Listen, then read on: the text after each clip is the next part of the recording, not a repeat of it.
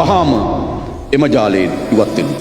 ඔබට ඔබගේ රැකියාවේ සුරක්ෂිතභාවය, ඔබගේ යුනිෆෝම් එකේ ගෞරවය, ඔබගේ තනතුරේ වටිනාකම ආරක්ෂා කරන ඉදිරියට යන්න. එසේ නැත්නම් වහාම මෙම කාර්යයන් ඉවත් නොවුණොත් අපි ඉවත් කරනවා. සියලු සහාය සපයන රාජ්‍ය ආයතන නිලධාරීන්ට අපි කියන්නේ වහාම එම ක්‍රියාදාමයෙන් ඉවත් වෙන්න.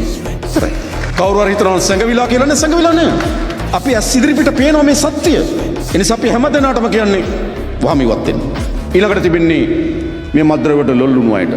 දෙමව්පිය දන්නෝ, අසල්වැසියන් දන්නෝ. අපි කියන වහාම ඔබ මද්ද්‍රව්‍ය පරිහරණයෙන් ඉවත් වෙන්න. අපි ඔබ බලාගන්න ලෑස්ති. අපි බලාගන්න ලෑස්ති. ඒ අපේ දරුවන් තනියම ගත්තොත් ඒ දරුවෙක් කිසිසේත්ම මේට වගකිය යුතු නැහැ. අපේ රට, අපේ දරුවන්, අපේ සමාජය මේ ඉතා කුඩා කල්ලියකට ගොදුරු බවට පත් වෙන්න ඉඩ දෙනවා නම් අපි කවුද? අපි කවුද? සාමාන්‍ය ගම්වල කියන උන්ට ගියපු රට කියලා. මතක තියාගන්න, මේක උන්ට ගියපු රට නොවන බව.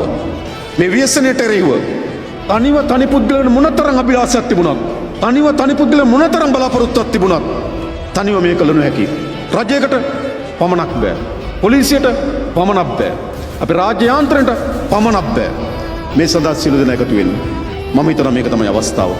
අපි අවසාන වශයෙන් කියන්නේ ලොල්ලුණු අයටයි විකුණුන අයටයි වහාම ඉවත් වෙමු.